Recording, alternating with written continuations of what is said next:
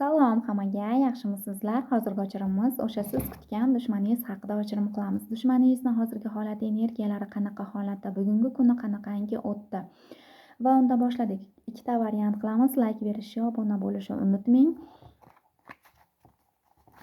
Dushmaningizni hozirgi holati, energiyalari qanaqa holatda, obunachilarimizni dushmanini hozirgi holati, energiyalari qanaqa holatda turibdi. Like bergan, obuna bo'lganlar uchun niyatimni oldim.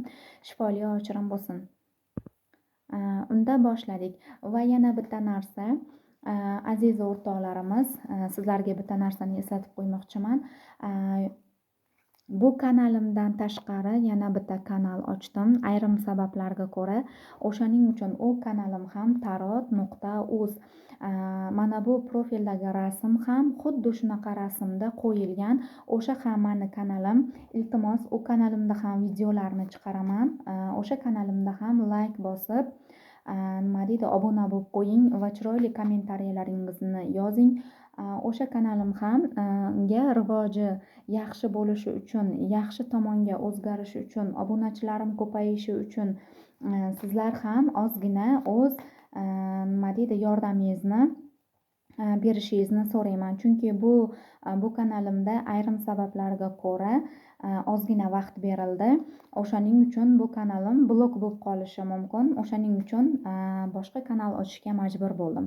U kanalim ham tarot.uz va YouTube kanaldan qidirsangiz chiqadi. Bugundan boshlab u kanalimga ham videolar qo'yib boraman. O'shaning uchun bu kanalimdagi obunachilarim iltimos qilib so'rardim, o'sha kanalimga o'tib olsangiz, o'sha kanalimga ham obuna bo'lib, like bosib, o'z kommentariyalarda izohlarni yozib qoldirsangiz, o'sha kanalim ham rivoji uchun ozgina yordam bergan bo'lar edingiz. O'shaning uchun mana shu narsani eslatib qo'ymoqchi edim va unda dushmaningiz haqida o'chirim qilishni boshladik.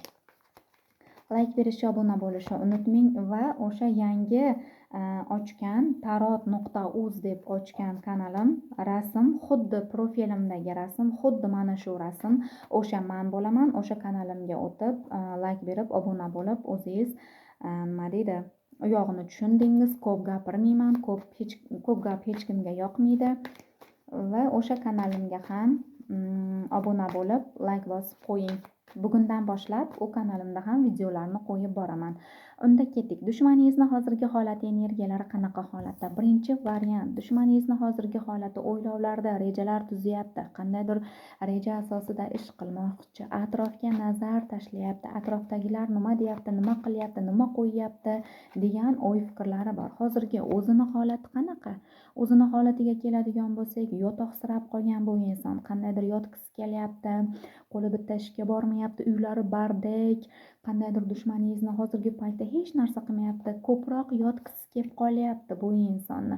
Qandaydir farzandidan qayg'uryapti bu inson. Farzandini ham holati yaxshi holatda emas shekilli. Bu dushmaningiz homilador yoki qo'lida qandaydir chaqalog'i bo'lishi mumkin deyapti kartalarimizda. Mana shu farzandidan qayg'urayotgan holatda, siqilgan, ezilgan holatdaligini ko'rsatyapti kartalarimiz. Bugungi kuni qanaqa o'tdi? Dushmaningizni bugungi kuni nimagadir bog'lanib qolgan. Mana shu yotishga bog'lanib qolgan shekilli. Qandaydir faqat yotqisi kelyapti. Shayton boshqaruvi asosida bu ayol deyapti. Chunki qilgan sehr jodular, ilm amallari koinot tomonidan yoki siz qaytaruv, tozalov olgan bo'lsangiz, o'ziga qaytib qolgan bo'lishi mumkin. Sizni farzandingizga sehr jodu, ilm amal qilib sizni mana shunaqangi yotoq qilib qo'ygan bo'lishi mumkin. Hamma narsadan sovutib, bezitib, qo'lingizni bitta ishga bormaydigan qildirib qo'ygan bo'lsa, o'sha narsalar o'zini hayotida qaytarilyapti. Shayton o'zini oilasidaligini, bolalarigacha, o'zigacha zarar berayotganligini, qilgan yomonliklari o'zini boshidan baloyi azim bo'lib yog'ilayotganligini ko'rsatyapti. Bunga boshqa karta olmayman, chunki buni holati juda ham yomon, og'ir holatdaligini ko'rsatyapti. Ikkinchi variant, dushmaningizni hozirgi holati, hammaga qilichlarini ko'tarib olgan bu inson, hammaga asabiy, jahldor bo'lib qolgan bo'lishi mumkin. bugungi kuni hozirgi holatlarida nimalar bo'ldi, bugungi kunda qandaydir xursandchilik, to'ygami, bazmgami, tug'ilgan kungami, qayoqqadir borib kelganligini kartalarimiz ko'rsatyapti. U yerda ham hammaga qilichlarni ko'tarib, asabiy, jahldor bo'lib, hech kimga yoqmasdan mana bunaqangi asabiy, jahl holatda qaytgan bo'lishi ham mumkin. Bugungi kunida nimalar bo'ldi? Bugungi kunida nimalar bo'ldi? Bugungi kunida nimalar bo'ldi bu insonni? Bu inson o'zini o'zi kuchlantirishni o'ylayotganligini va og'ir yuklar bilan turganligini, sog'lig'ida ham ozgina muammo borligini, ko'p asabiylashib, ko'p siqilib qolayotganligini ko'rsatyapti kartalarimizda. Qandaydir yana bu inson xursandchiliklar qilmoqchi. Bu inson qandaydir nima deydi, bashorat qiluvchi yoki ko'ruvchi insonlarni oldiga borib, nima deydi, karta ko'rsatmoqchi yoki ochirim qildirmoqchi. Mana shu narsalarni o'ylab o'tiribdi hozirgi paytda yoki bugun borib kelgan bo'lishi ham mumkin. Nima sabab bordi? Sehr amalga nima sababdan bordi bu inson? Nima uchun bordi? Bu tushkunlikka tushib qolganligi uchun, og'ir yuklar bilan qolganligi uchun, oilasida qandaydir pul kanallarida ozgina muammo borligi uchun, bu o'zini yo'llarini ochtirib, o'zini tozalatib, o'zini yo'lini ochtirib, nima deydi, o'zini shifolantirib, mana bunaqa holatdan nima deydi, yengil, yaxshi holatga chiqish uchun bu o'ziga karta ochirim qildirgani borganligini, ozgina nima deydi, yuklanib, ziyonlanib qolganligi uchun, ko'p yig'lab, siqilib qolganligi uchun bu inson qandaydir nima deydi, mana bunaqangi bashorat qiluvchi insonlarni oldiga borganligini va o'zini shifolantirib va karta ochtirib kelganligini kartalarimiz ko'rsatyapti. Hozirgi holat qanaqa holatda? Bu inson o'zini shifolantirishga borgan.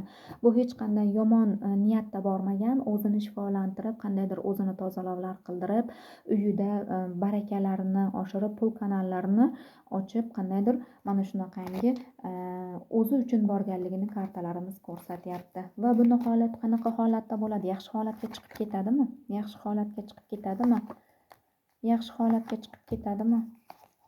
Bu inson yaxshi holatga chiqib ketadimi? Yo'q, bu inson yulduzdek porlashim kerak, hamma narsa men o'ylaganimdaqa bo'lishi kerak deyapti. Ikki yo'lni orasida qolib ketyapti. Qilganlari hech kimga ta'sir qilmayapti. Oilasida ham qandaydir pul kanallari, barakalari qiyilib qolgan, hamma kubiklari yerda yotibdi yiqilib. Nima deydi, bunga xursandchilik ham, qandaydir xursandchilik, to'y, tug'ilgan kun, mana shunaqangi joylarga borsa ham bu insonga nimadir nima deydi, tatimayapti. Chunki ko'ngli yarimtaligini, kubiklarimiz yerda yotganligini kartalarimiz ko'rsatyapti. Hozirgi paytda holati 50 ga 50. Bir xursand holatda, bir tushkunlikka tushib, yig'lab, siqilib qolayotgan holatdaligini ko'rsatyapti kartalarimiz. Rahmat hammaga.